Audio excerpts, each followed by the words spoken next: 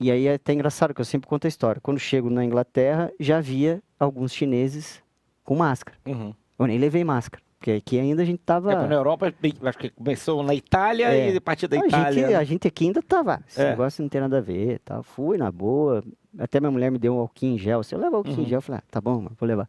Mas não tinha a menor noção. Fui, era a primeira semana, acho que de fevereiro, volto, e aí acontece o que todo mundo sabe, em 13 de março a gente faz um jogo... Eu acho que foi 15 ou 16, 17 de março, mais ou menos, isso que aí, fecha tudo no a Brasil. gente faz um jogo já sem público e o futebol para. E Aí você falou, pô, eu sou o CEO do clube. Cara, ali eu entrei numa crise gigantesca.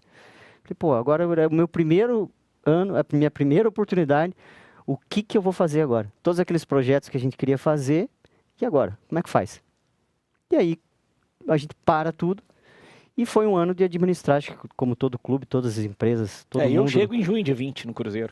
Você chegou no meio da Em pandemia? junho de 20, ué. Caramba, Participo no da auge. eleição em maio de 20 e entra em junho, 1º de junho de 2020. Futebol parado. Faltando, acho que 2 ou 3 meses ali, já começava a vencer uns 30, 40 milhões de FIFA para pagar, mais ou menos. Primeiro ano do clube na Série B. Aí então tinha desafio bem pior que o meu. Pronto. Tá aí, o teu desafio era Você pega maior. o Curitiba na A ou na B? A gente pega na B, né? E aí... E quando foi essa venda do Ian Couto? Na verdade, nós estávamos na A, e aí naquele campeonato difícil, que depois o clube cai em 21. É isso. Então você pega na A. É isso aí. Mas quando você pega, você já tinha... mentindo. B, desculpa. B. E você já tinha finanças organizadas? Já tinha um planejamento estratégico? Você já tinha uma noção do que... Então, ali a ideia era o seguinte, ali já era um embrião, né? Como já começaram naquele ano as discussões de SAF, mecanismo de solução da dívida, já tinha muita discussão sobre isso, mas ainda no estágio não tão avançado. A lei, eu acho que é de 21, se eu não estou enganado. Então, eu já vislumbrava que o clube precisava, de alguma maneira, resolver a dívida. Esse era o foco. Então, o meu maior desafio era encontrar mecanismos para resolver a dívida. Já tinha em mente que era necessária uma recuperação judicial, mas na época eu tentava construir com o judiciário uma espécie de um acordão, alguma coisa que parasse de pé. Claro que tinha os atos trabalhistas, mas eu queria dar um jeito de colocar tudo lá dentro. Falar, gente, acreditem em mim, nós vamos pagar, né? Porque era o único jeito. Um clube, não tinha como gerir por conta das penhoras e tudo mais.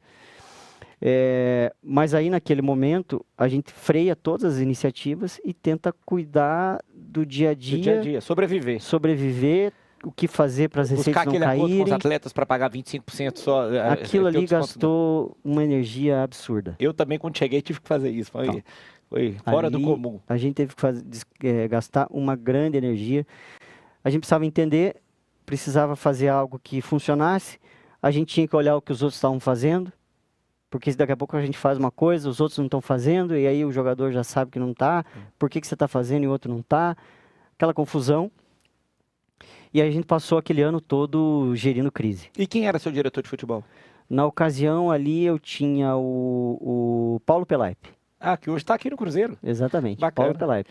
Porque eu fico imaginando, por que eu te fiz essa pergunta? Mas eu não tenho nem dúvida. Eu já sei a resposta porque a gente sabe o perfil dele. Mas nessa época era Pastana e depois no final entra o Paulo Pelaipe. O Pastana que teve aqui e o Pelaipe. Exatamente. No final todo mundo se cruza. Exatamente. Né? Mas uma coisa que eu acho interessante, porque de repente essa figura do CEO, que no modelo correto o diretor de futebol tem que trabalhar junto, mas entender que o CEO acaba responsável pelas outras áreas, o pessoal chegar e falar assim, pô, o advogado de 37 anos vai mandar no clube. Deve ter surgido muita gente falando, não é possível, né? O que eu percebo, assim, o grande desafio dessa posição do CEO é que, e eu acho que é muito importante também entender essa posição, né? O que eu acredito muito? O CEO, logicamente que ele, na figura do organograma, ele está acima de todas as funções. Só não está acima do Reporta ao presidente.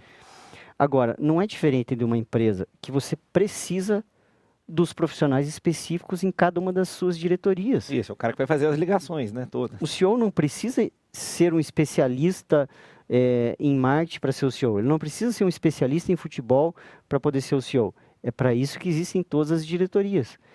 Eu acho que o grande desafio e assim, para que essa relação seja a mais harmoniosa possível, é respeitar isso. Uhum. Você tem um diretor específico para aquilo. E você precisa respeitar o que ele está gerindo ali. Claro, você vai trabalhar, você vai dizer a ele orçamento, claro que você vai ter interlocução, claro que é possível o diálogo. Mas assim, eu ir lá decidir qual jogador que eu vou contratar, não é minha função. Eu tenho um diretor para isso. E eu acho que tudo